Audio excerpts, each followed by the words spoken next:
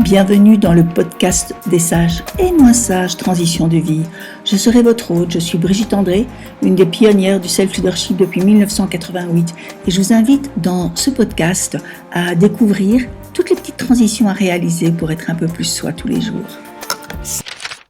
Et bienvenue dans l'épisode 10 de Sage et moins sage transition où nous allons finalement plonger dans un sujet assez universel et complexe qui est la comparaison. Vous vous êtes déjà senti certainement dévalorisé en voyant la réussite de quelqu'un d'autre ou de penser que vous étiez tout simplement pas à la hauteur alors que pour les autres ça a l'air tellement simple, ou bien encore que vous n'avez pas de chance d'être tombé dans cette famille, les autres sont tellement intéressantes et soudées. Alors bien sûr vous n'êtes pas seul, mais vous avez certainement dû ressentir, et c'est ça qui est important ici, à quel point cette situation est désagréable, mais aussi que finalement ça ne vous permet plus d'avoir accès à qui vous êtes réellement, puisque tout le poids et tout le regard est mis sur l'autre. C'est une spirale qui nous éloigne vraiment de nous, et ça je vais vous le montrer, qui nous décentre complètement, et pire encore, cette comparaison peut parfois nous faire perdre les autres en créant des distances invisibles, mais bien réelles. Alors ici, on va comprendre le mécanisme de la comparaison, à quel point c'est historiquement inscrit dans nos gènes. On va comprendre aussi ses effets, mais mieux encore, on va entrevoir des pistes de solutions avec l'Ubai-tori, excusez-moi pour la prononciation, c'est un concept japonais qui couronne le tout et que j'adore. Alors voilà, c'est parti et c'est chin. Ce serait magnifique, bien sûr, si nous pouvions être en paix avec nous-mêmes au point de ne jamais sentir la moindre frustration qui nous amène à être dans des comparaisons et dans la jalousie. Pourtant, c'est un fait qui peut être présent dans toutes les sphères de notre vie. Alors bien sûr que ça existait déjà avant les réseaux sociaux, c'est ce que je voudrais vous montrer justement, mais c'est quand même un phénomène qui est vraiment très amplifié par le mythe de la perfection qu'on nous balance dès qu'on ouvre Facebook, Instagram, TikTok et qui peut vraiment toucher toutes les sphères de notre vie. Alors je vais vraiment prendre un exemple qui est volontairement énorme, mais vous avez sans doute vu passer des vidéos de ces entrepreneurs qui vivent une vie de rêve, qui sont dans des maisons extraordinaires, qui prennent des jets privés, qui ont des voitures de luxe et les montres qui vont avec, etc. Mais ce que je voudrais vous dire, c'est qu'en fait, 99% de ces photos et de ces vidéos, elles ont été prises dans ce qu'on appelle un jet lab, c'est-à-dire des studios qui reproduisent de manière assez extraordinaire l'intérieur d'un jet privé. Et c'est là le lieu privilégié de ceux qui veulent en jeter plein les yeux aux autres, osons le dire, aussi ceux qui veulent faire des envieux. Alors si je vous raconte cette histoire, c'est pour qu'on se rappelle bien que ce qu'on voit d'une situation cache bien souvent des problèmes qu'elle rencontre, elle cache bien souvent un côté sombre, elle cache bien souvent des tristesses, des challenges, des peurs et des échecs. Et puis, j'écoutais récemment Adriana Carambeu qui s'était emportée au micro d'un journaliste qui lui disait « Vous êtes magnifique, mais en plus, vous êtes intelligente ». Elle s'est énervée en fait à cette dernière phrase parce qu'elle lui a dit « Mais vous savez, être belle, c'est déjà énormément de travail et c'est mon travail. Alors pourquoi est-ce que vous voudriez qu'en plus, je sois intelligente? C'est comme si ce n'était pas suffisant d'être belle. Pourquoi est-ce que vous ne me dites pas tout simplement que vous êtes belle, point ». Et je trouvais que cette remarque était assez intéressante parce que ce qui l'avait énervé, c'est que finalement on crée tout le temps de l'insatisfaction et qu'on n'apprend plus du tout à être heureux et à valoriser ce qu'on a déjà. C'est pour ça, je trouve, que ce sujet est vraiment important, parce que la comparaison, c'est un piège dans lequel nous tombons tous, il faut quand même l'accepter, mais comprendre ses effets, comprendre son origine aussi, ben, ça peut nous aider à briser ce cycle et à trouver la paix en nous-mêmes. Je voudrais vous parler quand même des origines de la comparaison, surtout pour démystifier un petit peu le sujet et surtout pour nous déculpabiliser aussi, parce que c'est tellement inscrit. Mais pourquoi est-ce qu'aujourd'hui ça devient un problème? Ça devient un problème parce que nous sommes passés à un autre stade de mentalité, d'évolution et de spiritualité. Nous sommes dans l'ère du Verseau. Alors il y a plusieurs origines et je vais vous en citer 4. Et une qui est vraiment bluffante aussi, qui est importante, c'est que cette comparaison, ben, c'est inscrit dans nos gènes, c'est inscrit pour l'évolution et pour notre survie. Mais vous allez voir dans ce qui suit que oui, les réseaux sociaux, ils ont mis le focus là-dessus, mais que ça existe depuis la nuit des temps. Et depuis l'an 2000, comme je vous le disais, on est entré dans un autre type de société qui met en évidence d'autres manières d'être soi dans la société Et donc c'est un peu comme si on devait enlever une vieille peau pour découvrir finalement une autre manière de fonctionner, une autre manière d'interagir. Alors d'un point de vue évolutif, vous savez que la comparaison, elle est liée à notre besoin de survie. Parce que dans les toutes premières sociétés humaines, se comparer, c'était finalement nous donner la possibilité d'évaluer notre position au sein du groupe. Si on avait plus d'argent, plus de ressources en termes de terre, une famille plus en vue ou bien plus ferme et dont on avait un peu peur, un clan avec une armée ou encore des possibilités de ressources selon l'endroit où on vivait, ça aidait dans la vie parce que justement c'est à partir de là que ça pouvait influencer l'accès à des nouvelles ressources, à de nouveaux partenaires, au soutien du groupe. Et donc c'est là que c'est aussi inscrit dans nos gènes, c'est qu'on a aussi envie de savoir tiens où est-ce que moi je me situe. Mais le problème c'est que on regarde, on ressent encore ce positionnement-là avec le regard du passé. Aujourd'hui, c'est plus comme ça que ça fonctionne. On sait qu'aujourd'hui, ce n'est pas parce que tu n'as pas de ressources que tu ne peux pas démarrer ta vie. C'est pas parce que tu as une famille dysfonctionnelle que tu ne peux pas en créer une qui est fonctionnelle ou tout simplement être heureux. C'est pas parce que tu n'as pas fait d'études que tu n'arriveras à rien dans la vie. Et tout ça, c'est encore des catégories qui nous viennent du passé, qui nous viennent de tout ce qu'on a transbahuté, mais évidemment qui sont encore plus inscrites dans le système d'éducation, parce que le système d'éducation a fait aussi ses petits défauts et ses petits dégâts. Alors je vais vous parler aussi d'une deuxième raison pour laquelle on compare, qui est bien naturelle, qui est bien humaine. C'est une des recherches les plus importantes sur Google, c'est qui suis-je ? Mais oui, c'est grâce à la comparaison que je vais finalement pouvoir essayer de définir qui je suis. C'est en me positionnant par rapport aux autres que je peux essayer de comprendre, mais oui, quelles sont mes forces, quelles sont mes faiblesses, quelles sont mes spécificités. Et donc, ça peut m'aider à construire une identité. Mais du coup, ça dépend quel est le focus et l'intention que l'on donne à cela. Parce que si l'intention, c'est de confirmer quelque chose qu'on a dans notre tête, eh bien, ça ne va pas être un moyen d'évoluer. Nous avons tendance à nous comparer à des personnes que nous considérons comme des modèles. Ça peut être très très positif parce que ça peut être une source d'inspiration. Et la question peut être, tiens, comment est-ce que cette personne fait ? Et là, ça devient évolutif. Mais ça peut être aussi extrêmement toxique parce qu'on se sent inférieur et donc on va voir quels sont tous les effets négatifs par rapport à ça. Et il y a aussi un biais que l'on peut faire et que moi je rencontre très souvent aussi, c'est se comparer à des groupes.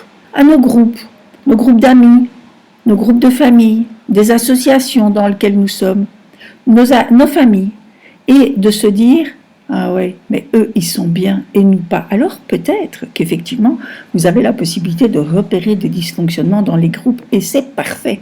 Mais alors il va falloir apprendre à communiquer sur ces dysfonctionnements et à faire en sorte que ces dysfonctionnements puissent être entendus par le groupe de manière à pouvoir évoluer.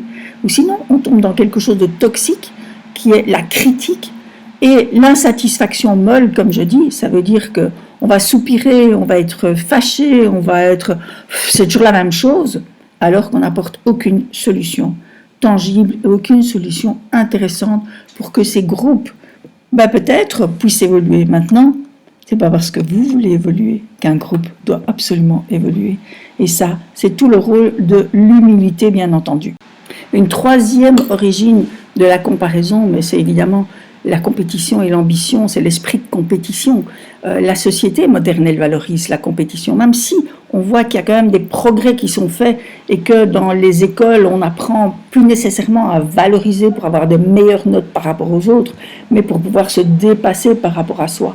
Mais la comparaison, elle devient alors du coup un outil pour mesurer notre performance. Et ça, c'est OK. Pour se dire, tiens, je peux encore aller plus haut. Tiens, je peux encore continuer ma course si je veux. Et peut-être là, justement, la comparaison est intéressante parce qu'elle nous permet de voir que l'autre, il y arrive parce qu'il s'entraîne comme ça. Ou l'autre, il y arrive parce qu'il dort ainsi. Ou l'autre, il y arrive parce qu'il il communique comme ça. Du coup, la comparaison, elle devient un outil pour mesurer notre performance, mais pour mesurer aussi comment je peux faire. Justement, si on compare nos réussites à celles des autres, parfois ça peut nous motiver à nous dépasser. Cependant, Cette ambition, elle peut aussi devenir un piège si elle se transforme en une quête sans fin de toujours vouloir faire mieux que les autres. Et ça, c'est le piège. Et encore une fois, je vous le dis, on n'est plus dans cette forme de société. On est dans une société où le but, c'est que tu sois meilleur que toi-même. Alors, c'est vrai qu'il y a une phrase dont moi, j'ai une fameuse allergie qui est devenir la meilleure version de soi-même. Parce que, en réalité, ok, je comprends bien le sens, mais nous sommes aujourd'hui déjà la meilleure version. Donc, il n'y a pas à essayer de devenir encore une autre version. On est déjà bien comme ça. On peut déjà faire le point, tout simplement. Et donc, je vais vous parler d'une dernière raison pour laquelle on rentre dans la comparaison, c'est le désir de contrôle. Alors, la comparaison, elle peut nous donner vraiment l'illusion qu'on a un contrôle sur notre vie en identifiant ce que les autres font et nous essayons de comprendre comment atteindre les résultats similaires, pensant ainsi mieux maîtriser notre propre destin. Mais c'est aussi la comparaison qui est le reflet de nos peurs et de nos insécurités. On cherche à nous rassurer par rapport aux autres, on essaye de combler un vide et c'est ça qui est important. On essaye de combler un vide intérieur ou de diminuer nos inquiétudes. Alors, pourquoi? Mais parce qu'on ne se pose pas les bonnes questions. La bonne question, c'est pourquoi? C'est pas pourquoi est-ce que je ne suis pas aussi bon que mon modèle. Non. La bonne question, c'est mais qu'est-ce que j'ai envie d'être? Mais peut-être que ça n'a rien à voir avec votre modèle et vous pouvez continuer à trouver que c'est une personne très intéressante. Mais pourquoi est-ce qu'il faut absolument aller dans cette direction? Et bien souvent, évidemment, ce sont des personnes qui ont beaucoup de lumière, qui sont très attractives, mais qui ont le sentiment que nous, on est éteint à côté de ces lumières-là. Et si vous êtes éteint à côté de ces lumières-là, mais posez-vous la question, est-ce que je suis à côté de la bonne personne? Parce que je reviens très souvent au discours de Nelson Mandela, qui a été d'ailleurs inspiré par Marianne Williamson, le discours de 1994, son discours d'investiture, où il disait « Ce dont nous avons le plus peur, c'est de notre propre puissance. Mais à force de nous rétrécir pour ne pas faire d'ombre à l'autre, finalement, nous ne donnons à personne l'autorisation de grandir. » Et moi, j'aime beaucoup cette phrase parce que ça veut aussi dire que quand on est dans la lumière, moi, c'est ce que je dis souvent à des personnes avec lesquelles je travaille et qui ont vraiment du charisme. Avoir du charisme, c'est une responsabilité sociale importante. Vous savez, le mot charisme, il vient du mot grec, charisma. Et le charisme, c'est un don. Et ce don, il a été donné par les dieux.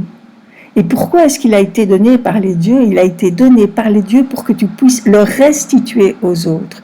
Vous voyez, quand vous êtes à côté de quelqu'un de charismatique, automatiquement, vous devez vous sentir grandi, pas vous sentir rapetissi. Ou sinon, vous tombez dans le piège de ces infopreneurs qui se photographient dans un avion et dans une carcasse d'avion, dans un jet lap, qui veulent vous faire croire que, alors qu'à côté, c'est peut-être des poubelles, ou c'est peut-être des sentiers insalubres ou pas très agréables à voir. Vous voyez, c'est ça en fait, la comparaison. On dit souvent, comparaison n'est pas raison, mais c'est tellement vrai. Mais vous l'imaginez bien, la comparaison telle que je l'ai décrite tout à l'heure, la comparaison avec l'intention qui n'est pas nécessairement d'évoluer, mais simplement de s'évaluer, elle a des effets néfastes, invisibles et visibles. Alors je vais vous parler ici, je vais vous ramener un petit peu tendrement à vos cours de physique, parce que ce qui compte pour moi, c'est de voir que la comparaison, en fait, elle nous fait parfois disparaître aux yeux de nous-mêmes, et elle fait disparaître aussi les bonnes choses de notre vie dans un flou complètement subjectif. Mais je vous ramène à vos théories, à vos concepts de physique que vous avez étudiés quand vous étiez jeune, et à cette force centrifuge et centripète. La force centrifuge, c'est quoi? Ça vient du latin centrifugere. Centrifugere, ça veut dire la force qui fait fuir le centre. Imaginez un carrousel. Le centre du carrousel, c'est le centre, notre centre, ça peut être notre énergie, ça peut être qui nous sommes. Mais fugere, quand vous voyez que le carrousel tourne très vite, il y a les nacelles du carrousel qui s'éloignent un petit peu du centre. Eh bien, ça, c'est une force centrifuge. Et la force centrifuge, eh bien, c'est celle qui nous fait aussi nous éloigner de nous-mêmes parce que nous rentrons dans la comparaison et donc on va se perdre soi-même. Et c'est ce que je disais, tout à l'heure, je disais, oui, finalement, la comparaison, elle nous fait dire tout ce que nous ne sommes pas, mais elle oublie aussi de nous faire dire, mais finalement, qui je suis. Alors que la force centripète, c'est celle qui ramène au centre. Imaginez un aimant, et un aimant qui amène l'autre au centre. Eh bien, cette force centripète, centripedere, ça veut dire en latin, la force qui gagne le centre, donc qui vous permet d'être vraiment un personnage centré avec les deux pieds sur la terre. Et cette force centripète, elle vient de questions qui ne sont pas « mais comment est-ce que les autres sont et pourquoi est-ce que je ne suis pas aussi bien ?» Non, cette force centripète, elle vient de « qu'est-ce que je veux être dans la vie ? Qu'est-ce que je suis aujourd'hui et comment je peux l'accepter ?» Mais voyons rapidement peut-être les effets évidents, mais vous les connaissez, les effets de la comparaison. Le premier effet que vous allez ressentir, c'est évidemment une perte d'estime de vous, parce que oui, on est toujours inadéquat à ce moment-là, on est tout le temps dans la critique excessive, et puis finalement, on tord la réalité, parce que c'est ça qui est important aussi, c'est que finalement, on se concentre sur les points forts des autres, mais on ignore les nôtres. On se concentre sur les points forts des autres, mais on ignore que derrière, il y a des luttes. On crée une image complètement déformée de la réalité, mais une image dans laquelle nous sommes de toute façon perdants. Donc, comment est-ce qu'on peut encore être en forme et heureux dès qu'on est dans la comparaison toxique, je dirais. C'est évidemment le deuxième effet, c'est évidemment une diminution de la motivation, parce que encore une fois, on a perdu notre centre, et donc notre centre, il nous amène à un sentiment de puissance, pas du tout dans le mauvais sens du terme, mais plutôt dans un sens qu'aujourd'hui, je suis capable de réaliser ce que j'ai envie de réaliser si je mets mon énergie. Mais quand je suis en perte de motivation, en comparaison, mais forcément, je ne suis pas dans ma puissance intérieure, je suis dans un sentiment d'impuissance. Parce que je me demande, mais comment est-ce que je vais réussir à faire tout ça? C'est comme si j'avais devant moi une montagne énorme à gravir. Et donc, on va forcément procrastiner et on va forcément oublier ses passions les plus profondes, parce que peut-être que ce n'est pas les passions des gens sur lesquels vous avez marqué votre focus. Un troisième effet, ça peut être évidemment la dépression, parce que c'est trop de pression, il y a beaucoup trop de pression que de se comparer aux autres et d'avoir ce sentiment de dévalorisation. Et donc aussi, comme on n'est jamais bien, et comme on est moins bien que les personnes sur lesquelles on a marqué notre focus, mais qu'on a oublié qui nous sommes, mais quelque part on a envie de s'isoler, de s'en renfermer, d'être anxieux, et c'est une des conséquences de l'isolement social, c'est vraiment ça, une des causes plus exactement de l'isolement social, c'est que, pourquoi est-ce que je sortirai encore et que je montrerai le bout de mon nez, puisque je ne suis pas à la hauteur, je ne suis pas bien, parce que je n'ai pas fait le point sur mais qui je suis, moi. On va évidemment avoir plein de conflits, des conflits parce que les personnes sur lesquelles vous marquez votre dévolu, ça va entraîner de la jalousie, elles vont le sentir, quelque chose quand même, et mine de rien, ça vous fait rentrer dans une compétition qui est complètement malsaine, parce que vous allez essayer de vous comparer à quelque chose qui n'est pas comparable, et peut-être que c'est même pas ça que vous voulez réaliser dans votre vie. Donc finalement, on est tous perdants. Et puis quand vous vous comparez à un groupe, quand vous comparez votre groupe, que ce soit votre groupe professionnel, votre groupe de copains, votre couple aux autres, mais forcément, qu'est-ce qui va se créer? Il va se créer avec les personnes qui sont dans votre groupe ou dans votre couple ou dans votre trouble, puisque c'est très à la mode, il va se créer une distance invisible, puisque ces personnes-là vont sentir, elles, qu'elles sont en sentiment d'impuissance. Jamais elles pourront être à la hauteur, puisqu'elles ne sont pas telles que vous estimez qu'elles doivent être. Vous voyez, la comparaison, c'est vraiment un piège, c'est quelque chose de tellement toxique. Et j'ai juste envie de dire encore une dernière chose sur la comparaison et ses effets, c'est que ça vous amène dans un épuisement, mais émotionnel et physique, mais qui est... Parce qu'il faut ramer tout le temps pour avoir une petite valorisation de soi-même, encore une fois, parce qu'on est dans une force centrifuge. On perd son centre, donc il faut tout le temps essayer de le regagner. Il faut tout le temps essayer de reprendre quelque chose pour rester droit. Je connais bien ça, parce que moi j'ai eu un burn-out avec décompensation et hospitalisation, donc j'ai été loin pour vraiment expérimenter sans doute, mais j'ai été très loin et je me suis rendu compte que oui, évidemment, ce n'était plus un moment où j'étais alignée avec moi. J'étais dans une course effrénée de quelque chose qui me dépassait complètement et d'un milieu qui à ce moment-là un milieu socio-professionnel qui à ce moment-là était dans la compète à fond les manettes, qui n'était pas nécessairement dans les valeurs que moi j'avais envie de réussir, qui étaient des valeurs beaucoup plus humaines, des valeurs d'amitié, des valeurs de famille surtout, des gens qui étaient plutôt à la course à l'argent, et je suivais ça, mais en essayant d'être aussi mieux dans les domaines qui étaient importants pour moi. Donc je ne vous raconte pas l'épuisement. C'est bien beau tout ça, mais alors Brigitte, comment est-ce qu'on fait? Eh bien, c'est ici que j'ai envie de vous amener vers le concept Ubaitori. J'essaye de bien le dire, je l'ai répété une dizaine de fois avec mon application de translator, Ubaitori, pardon. Eh bien, c'est quoi? C'est une leçon de vie qui est précieuse pour justement échapper au piège de la comparaison et finalement qui est aussi d'embrasser son propre parcours, de rester dans son histoire. Parce que dans la culture japonaise, cette Ubaitori fait référence à 4 arbres qui sont emblématiques au Japon, qui sont le cerisier, le prunier, le pêcher et l'abricotier. Et chacun de ces arbres fleurit, chacun à son rythme. Et l'idée, elle est extrêmement simple, elle est extrêmement puissante. Tout comme ces arbres, chaque individu a un chemin unique et un moment particulier pour s'épanouir et une fleur ou un fruit particulier pour être dans la vie. Moi, rien qu'en le disant ici, je ressens, mais vraiment, de la tranquillité. Mais oui, le cerisier ne donnera jamais de prunier et c'est OK. Mais alors, OK, mais comment est-ce qu'on applique ça au quotidien? Eh bien, je vais vous donner une petite manière de le suivre et puis vous pouvez télécharger une infographie qui vous rappelle toutes les étapes pour appliquer le principe de l'Ubaitori à votre vie quotidienne. La première chose, c'est de s'arrêter un moment et de se poser la question de savoir, tiens, est-ce que je ne suis pas dans une course effrénée de quelque chose qui ne me ressemble pas? 2, c'est mais quelle est la sphère de ma vie qui est impactée par ça?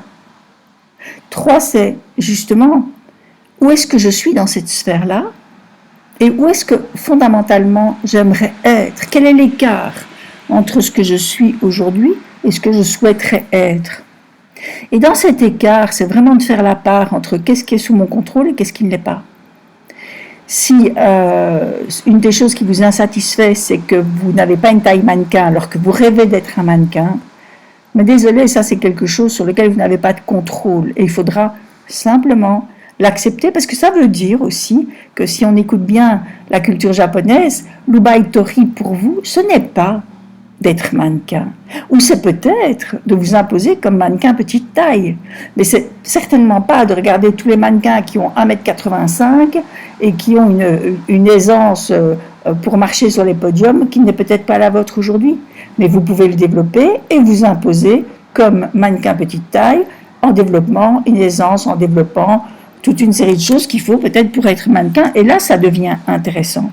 Mais donc cette étape-là, c'est marquer l'écart de satisfaction et d'insatisfaction, faire le point entre qu'est-ce qui est sous mon contrôle, qu'est-ce qui ne l'est pas, voir comment ce qui n'est pas sous mon contrôle, je peux peut-être le valoriser, et ce qui est sous mon contrôle, qu'est-ce que je peux en faire. Et donc, quel que soit ce que vous vivez, quel que soit ce qui vous insatisfait, le but, c'est toujours de passer à l'action plutôt que de ruminer, de souffler, de rester sous sa couette complètement insatisfait. Sur ces bonnes paroles, je vous laisse, mais je vous donne 2 choses avant qu'on ne se quitte. 1, c'est cette petite phrase que je vous laisse en filigrane, une petite fin inspirante. Souvenez-vous que vous êtes comme les arbres, vous êtes destinés à fleurir à votre propre rythme et de donner vos propres fleurs ou vos propres fruits. Le prunier ne donnera jamais de cerises et c'est bien comme ça. Je vous remercie de m'avoir écouté, mais je vous rappelle qu'ici nous sommes dans un type de podcast, un format de podcast différent que j'essaye d'explorer pour l'instant, qui est un podcast à réalité alternée. Ça veut dire quoi? Ça veut dire que j'ai glissé dans la présentation ici de ce podcast une phrase que vous allez retrouver sur les derniers posts de mon Instagram. Je vous mettrai le lien ici en dessous. Et cette phrase que vous retrouvez sur le post un des derniers posts de mon Instagram, elle illustre une des dernières photos que j'ai mise et qui illustre aussi le sujet dont on est en train de parler aujourd'hui. Alors, si vous repérez cette phrase qui illustre l'image que vous trouvez sur mon Instagram, eh bien, je vous invite à m'envoyer un message et je vous proposerai un entretien de 30 minutes si vous rencontrez des problèmes de comparaison. Merci d'avoir écouté Sage Transition, le podcast des défis de la vie. Vous avez aimé ? Laissez-nous un pouce, un commentaire, abonnez-vous et partagez autour de vous. Et si vous-même vous avez une histoire inspirante à nous raconter, contactez-nous.